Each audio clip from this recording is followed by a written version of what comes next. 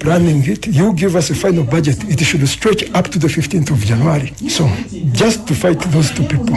Yes, it should be Katugugu and yes, Otafiri. Those are the people we least expect to be part of the transition process, because the moment they are there, they're going to fail us. At least I know Kahindo Otafiri may not be in good books with Muhoozi Kainerugaba, but that is not enough. He can do it for the sake, of fighting a certain battle, but that is if he has a vantage point. So one of the main things we should be doing is to deny him a vantage point to participate in any active and decision-making politics. The moment we are done with that, at least we shall be having him in our own group and we shall be holding him by the balls. I'm sorry to use that word, but it is very necessary. Like the way the battle against Rukutana has been, I think the same can happen. You get it? We should have put several hurdles, because once one constituency, in Mavia Kuku's, as you call him, Mavia Kuku Tafiri, in his constituency, there are several constituencies that have been created, over 6. So the gerrymandering strategy was made to create more space for the NRM, but we never expected this man to ever come back. We thought it was the last defeat, and when he declared that we do no longer go into politics, actually he mentioned it himself, that now he has a lot of peace since he's not a politician anymore, he's not an MP, as it used to be, that used to get very many irrelevant visitors, and so many beggars. Now he's free, he's just a minister. So we thought that would never come out to vying to become an MP again.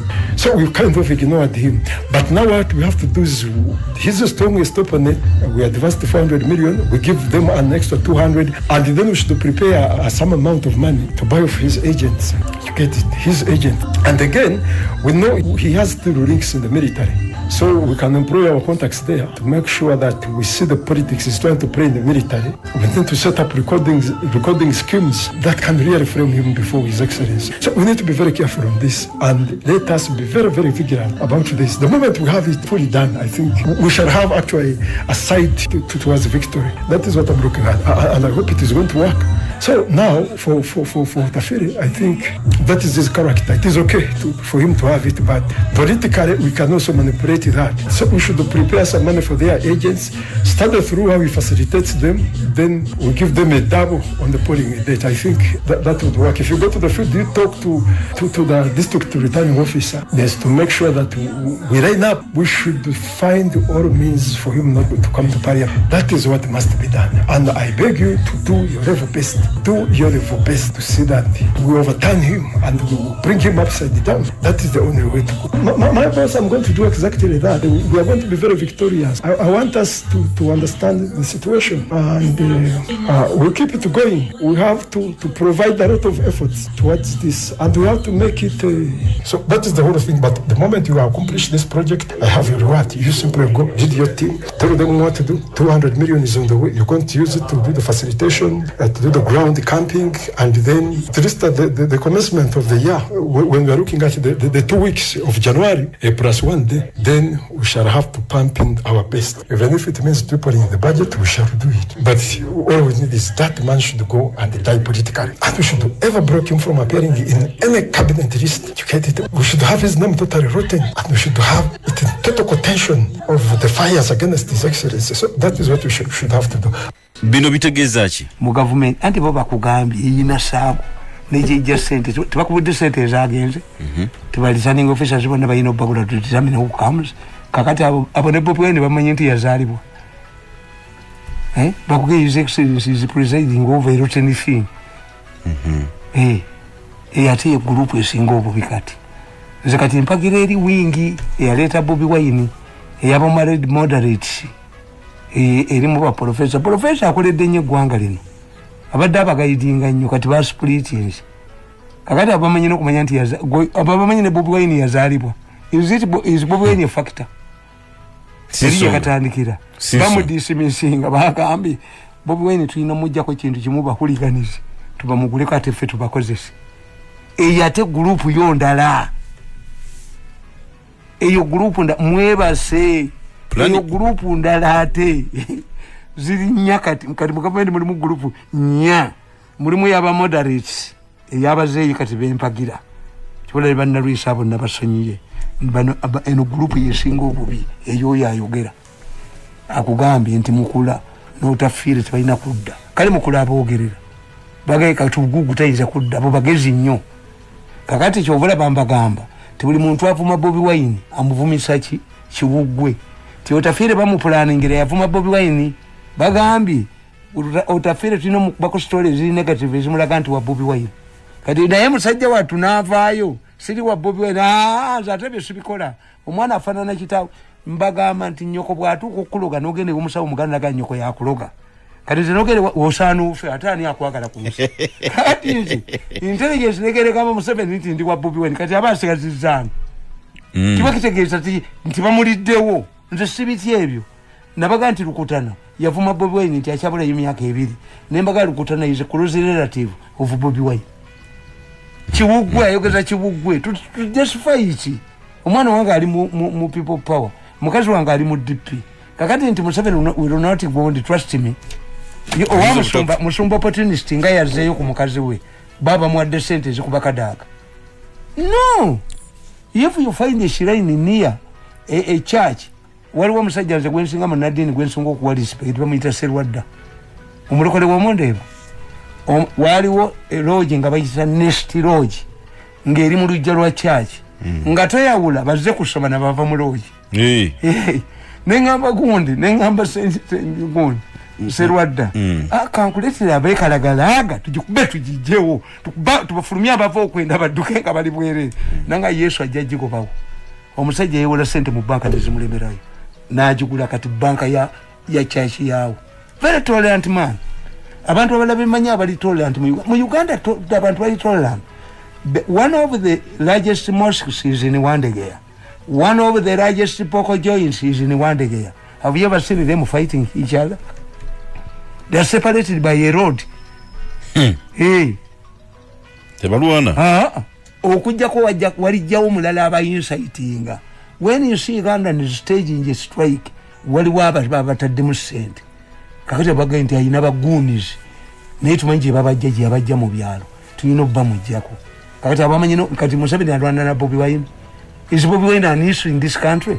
What is in song? No. Okay. Kakati Twagala bwoba oli w'amagye kuliko ensawo ennyingi teekamu sanitizer nayogedde n'abaana abakonaviru nti mukoleyo obutono bwoba oli mukyala nga bwobadde abakyala bo bangu nnyo n'okumasikinga bamanye kumasikinga bakimanyisibanaitwongeremu amaanyi mu kugoberera ebiragiro abakyala abo bwoba otambula ne handbag naawe teekamu ka sanitizer bano abaserikale b'amagye n'emundu muzisanitizing episto wogiteeka tekawo sanitizer akatono kotambula nako kubanga bano sente bazirya kati bibakolamu accountability with stupidity why do you account the only people who can account today is the National Task Force if it is required by Museveni. Those who took money from government through the bank through the parliament, the Auditor General will probe and this is when it will make accountability. Kati accountability jibatuleta bademu batubbe Museveni atukolera ebintu bibiri. Let Museveni find a capable, a credible company, international company, to deal through a country. If you hold sugar, Nabino Muchena Jinja Kui, Uganda can enter into a bilateral agreement with those companies to focus bilateral Ngabo to Sasula, but Sasula Southern Sudan and the Sasulaba mirrors as the economy of Southern Sudan stabilizes. Nature Chiragaba Dana Chivati Kao, Omusaja Wimako Yamemezu. Okumemengwa means talking rubbish and I do it deliberately. Okumemengwa wajjude emulako wajjude atira kite wajjuli mwanga manti amalwado ka mumuna bira mu sente natu kanti ayine bitana 13 atoyogera kinti wajjude why didn't they the number increase as you were watching kati no kanti wajjude go wemulako did yala at government kakati nature nacho mukijjewo ekyo kanti certain hospitals don't treat covid patients kati buli mwafuke dokita we mubi twalifunye ne company baya quality chemicals ngekolega nono musajja ono sali gundi muganda wange oyo eyankolera eddagala ly'obutwa n'alikola mu ne tablet n'ayina ne tufunayo conclusion erimu ebyo biri required ng'eri mandatory mu masomero naye era batunakireeta nannyini buyinza era akiyingiramu ng'akibbiramu kakati nze nawandiisa akatabo mu nnimi zonna akanyonyola covid ziri mwazirya sente mwazirya naye onanako nolutulira baddayana ku kabangali nga anyosenga zaali tulira bamwanje nga tumubuuza bye yalimbanga president nono omulenzi omwana wa mwannyina abadanga awo ne balimba mbugundi mutuleta vaccine mulinda yebungereza tuyanzige but ampuliriza njagala kwebaza kadde kalabika kagenze mukirize tu sibulire wano programu ya leero mbebaza nnyo mwebali nnyo okubanga mukyali naffe ngenda kulekera muzukulu wa Kisolo Sonko Musa ajje asobola kubanga twegattako mu programu eddako ngataina masiki mumufulume okay yes mufulume boli bwinga ngataina masiki mumufulume okay bagesigalire muyika bumugere mu hotel ne mulaba abatambadde masiki mwete mulya oli atayambadde oli mumulekere abatayambadde kadde boli bwinga taxi ngataina masiki fe basanze nga tufuluma naye mu abana Uganda muli so easy nti omusajja ekivubuka kigenda mu buno buntu bwamwe buno buliwa yemutereka sente babuyitani ATM nekije kisimba bwekiti nechifu nebulayo nakikuba abasimbe line basiru kutukuba mu kijemu kati abantu ba Uganda yalibo wayiso baba wayiso tafa migo wayiso yene amaso gabagalaba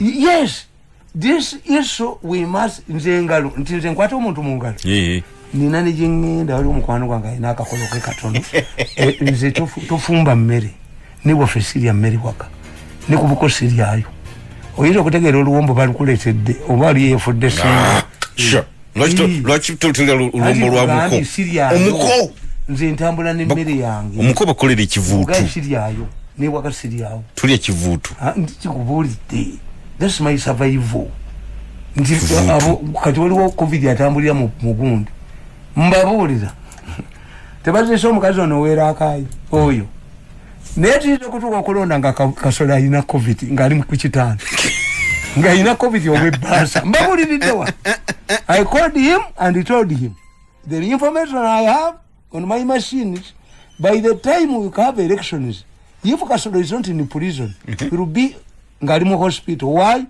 yakwata ku sente z'abannanyinizo mutubulire oyita kubeera manager ngoyagala obwala bwokola nabo mumukola kati ate guwana na mbalenzi babukwanye ayita abalenzi obakenti banna eyo mmere yange temukisanyi basajjamu mutubulire nti ezo sente zange sente ezo nze nzinako patent sente zo nezifuluma okuyamba abantu niye abaana babannamu mutababwere kati nga bina one it demonstrates that Museveni is still in charge nti ekintu akyakiyina bwakuganti fuluma towalaza mpaka toyina kyolina that's very important to Ugandans. Museveni is in charge because the institution that used to cause us trouble was the army. Museveni has tamed the army kimunenyako kimu kyokka nabaganti Museveni is a man who can handle lion alone embona emuzunzo olujo giteeka mu olujegere amajaga kolako ababba sente za covid ne bamulema ne babba ezenzige ne bamulema nagamba waliwo akatambike basasanya I'm not God. Even God took 70 days. God ensi egikolera ennaku musanvu enaye yateeka mu babbi ababbi mwabazaalira wano kakati ekyokubiri it has exonerated the police. The problem was not because the police was weak. No, feba hunters kasolire embwango giwerera ngedda magulu kiba kitegeeza nti era bitimba obengo a dog cannot hunt a leopard or a python. Kakati bana ba special forces bebadde bakola fujjo mu police beko under the total control of Birungi, who has been removed from command. Congratulations, Mr. President. He has identified where the problem was. Ekisanafu achirinye jechiva. 3, in the same week, changing the military high command structure, abavubi bafunye ku buweerero. Kana abadde atigomya abantu ng'akuba amaato gaabwe babbe ennyanja naye yavuddeyo. Naye akasajja kaabukedde ka toilet kaabwe kalatulini kaabwe kagambye mbu Sobi yabadde atta abantu ku nnyanja. Is Sobi a Kano? Can we give you details about the Kano who has been terrorizing the wreck? Does Sobi have factories?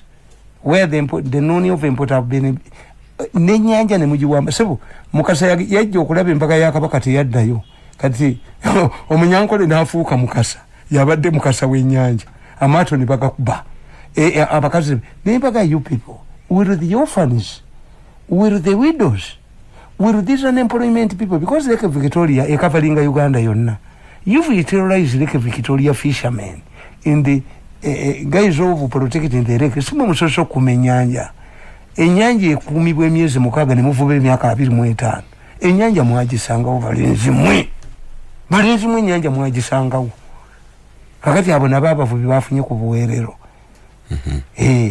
nanyini buyinza kuyali asindise okumunonyeza empuuta omusajja n'ennuuni ne mugibbira mu nyanja nti empuuta yammwe ennuuni yaabwe sebo ennuuni yaabwe bo abo nabo ensi yalisiza okikkowe Muhoozi has defeated his enemies. Museveni musajja mugezi kali kyuleti kubanga omukulembeze nalwa mu buyinza takozesa short term strategies bamukomplaininga ne bamuvuma namujjawo namuteekere kakati bone balowooza nti bamuwangudde babirungi azzeeyo yazzeeyo kakati ono ategedde ti babirungi baali bawaayira omwana we. This is situation alina bagamba tikasita omuzadde waka abaana be bamutegomya mu business aleeta bwebweru bajiddukanye. Yes bwe mudda ne mulwanira obusika igani jivu omwana wa omukubazukulu bange nomu obusika kakati a regime is like a family. When a president is facing a challenge from his palace it is reflected in the new appointments. Mutubuulireyo omuganda n'omunyankole abafunye ku bifo ebipya by'amaanyi. Tell me all of these names, the new people are what we call a neutral tribe who are harmless, who have total loyalty to the president. Abaana bo bakuvuddemu kati leeta abebweru bafuge company ekintu kikulemye bakole fuji batuuka ne bakole fuji nti anaatukolaki nabaga nti look in Kenya when the army when Moi survived a coup put Moi in a very awkward and confusing situation. Air Force, some elements of the Air Force who were Luo wanted to overthrow government. Nebatekane bomu bazikube mu kibuga Nairobi. Ebizimbe bigwewo. Pobo tebayina mukantu. Era omusajja oyo yali mulokole.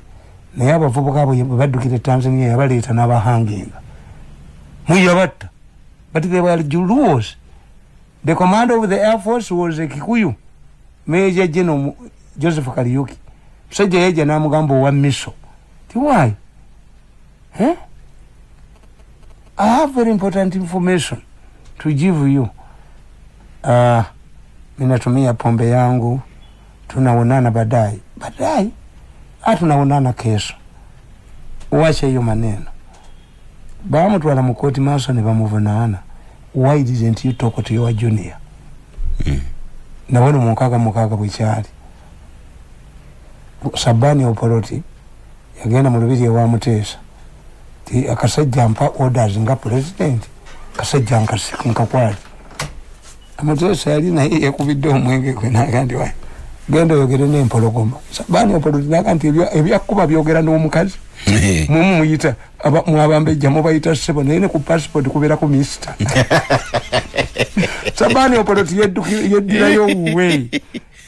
Always listen to your juniors. I've seen many cases in the State House. Omuntu n'agamba muzeeyi njagala kulaba muwekka amuwa.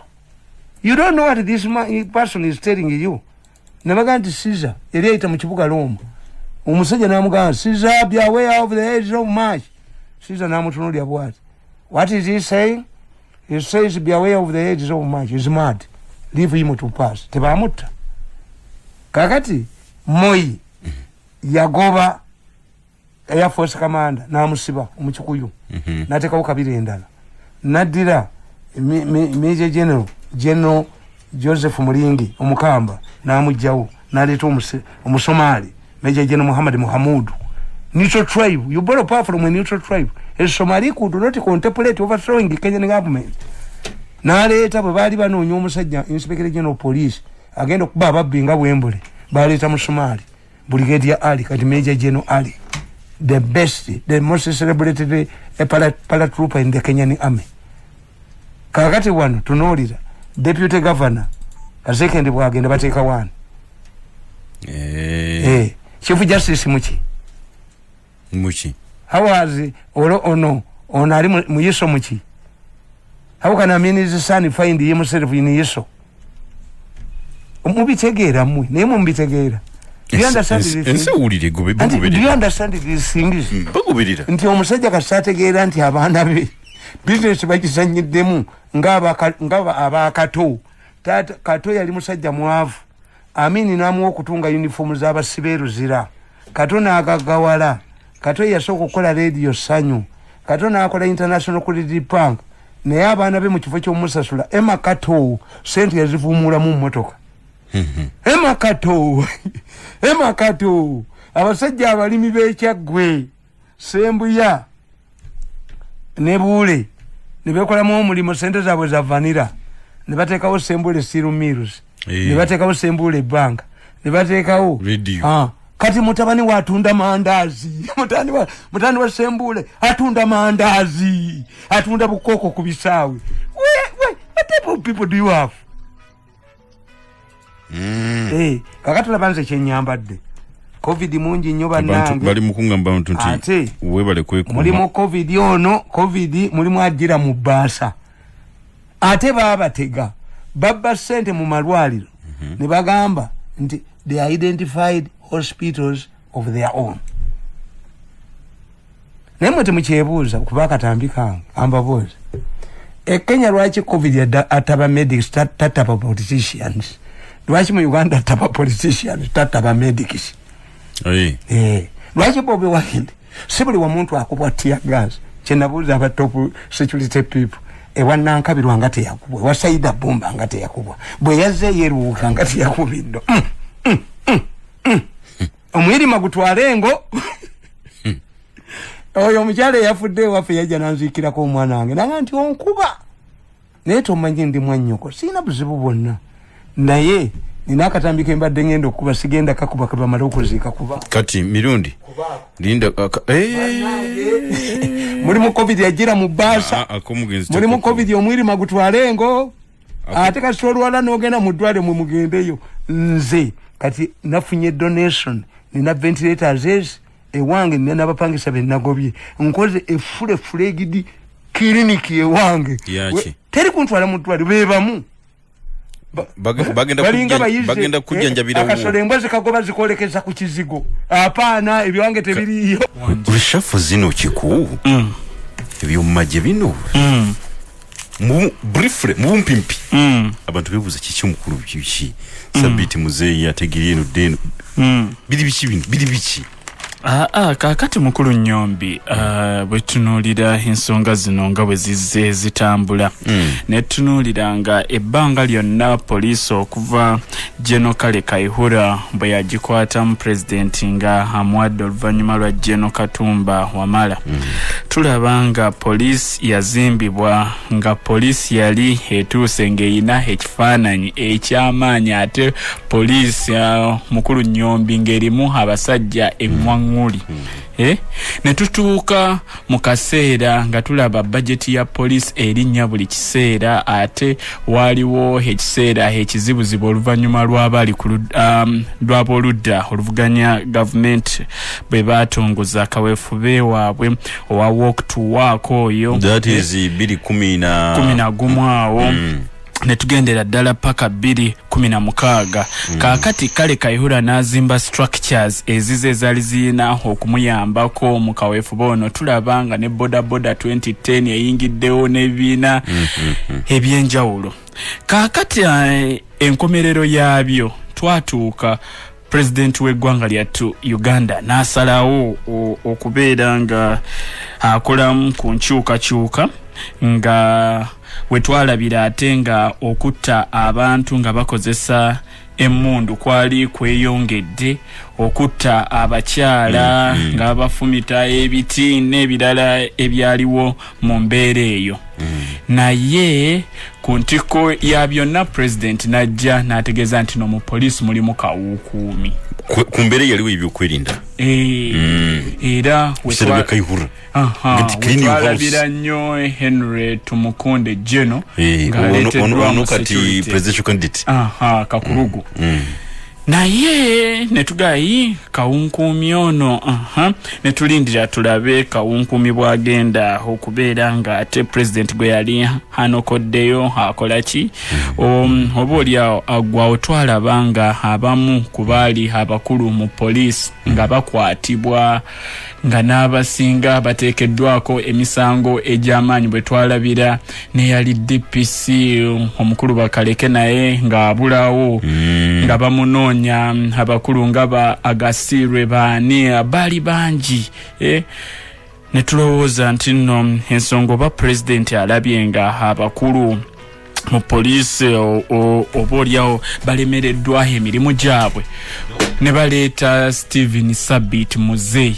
yali commanding military ne bamuleeta wano awo abantu bebuuza balesa bamaji mu police nga bayitiridde n'abalala deployments ezaleetebwa bafande goroba bakashumba obajjukira abajjawo wakati awo ne babayingizaamu nabo netugamba katulindirire tulabe mukulu Nyombi oluvannyuma lw'okuleetebwa kwa afande Sabit Muzeyi tulabye poliisi ebadde ekendedde mu ttutumu. What do you mean? Ditya Nyombi twalabanga luli eri nga poliisi eyina abasajja nga basituka okwogera ogamba nti ye n'owulira General Kale Kayihura omugenzi afande Andrew Felix Kawesa ba Hassan Kasinje muleterwa timu nga buli hasi tukogamba by the way who are these people ne mu kifaananyi kineno Nyombi gwe mbulya nti mu poliisi hesawe no gundi hasi tuseho okwogera nyina mukwano gwange enanga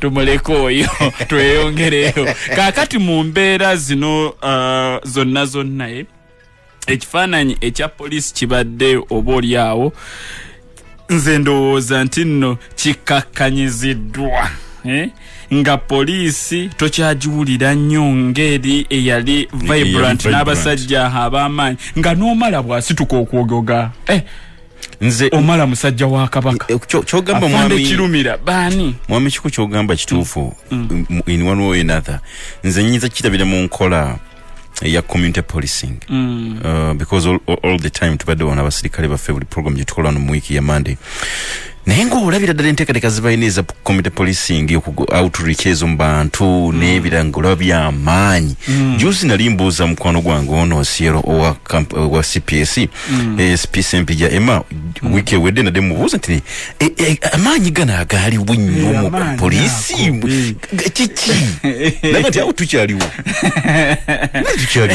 naye nga mu kubeerawo mukulu Nyombi sigambe nti oba okujja kwa Muzeyi Sabit oba kwe kwaleeta kino oba IGP Martin Zokoth Ochola be baviiriddeko kino okukakkana naye kitaddewo ebibuuzo bingi fena tusigala nga twebuuza amaanyi gano eno why ne tukirekawo kakati president ajja akola reshuffle kubanga era ssemateeka emuwa obuyinza asobola okukyusaamu mu bantu be baddukanya nabo eggwanga ekyo kikkirizibwa naye omukulu gwe yaleese Paul Okech bwe tunuulira history y'Ennyombi bagamba nti yakola ky'amaanyi nnyo okumalawo obutabanguko mu ggwanga erya Somalia mukulu Nyombi jjukira eggye lyaffe bwe lyasindikibwa Somalia nga liri wansi w'ekibiina ekya African Union. Somalia was almost ungovernable, not almost. Eggwanga kwegamba yali failed state nga kizibu okukkiriza nti oba oliawo eggwanga lino lisobola okutereera. Kakati ono Paul Okech we yasindikibwayo. Paul Okech bagamba nti Paul Okech oyo bagamba in fact si kugamba insurgency naddala mu bibuga ebyo Mogadishu yagiyimiriza.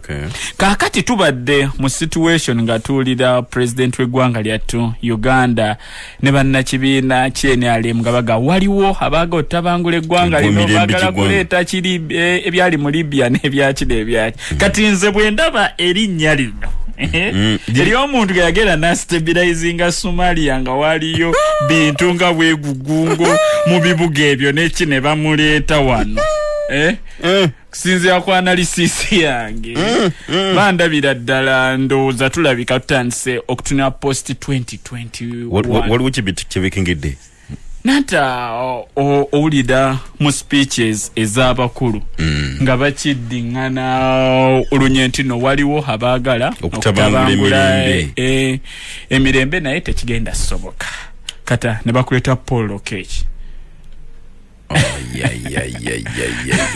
bwe tweyongerayo eri ate mu SFC ne baleeta omulala naye kale katweyongereyo